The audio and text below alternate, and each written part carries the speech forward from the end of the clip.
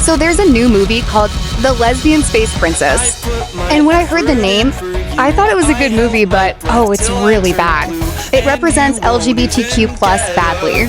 People say that the art style is bad, but I actually like the art style, just not the story. And I'm pretty sure the villains are called the straight white Malines. I think they mean straight as like, in the love way. I never watched it, so I can't really have an opinion on it. But of what I've seen, it looks bad. Also, every fandom is teaming up on sliming it. Like, even Forsaken and Dandy's World teamed up. Well, bye my Algebrailians.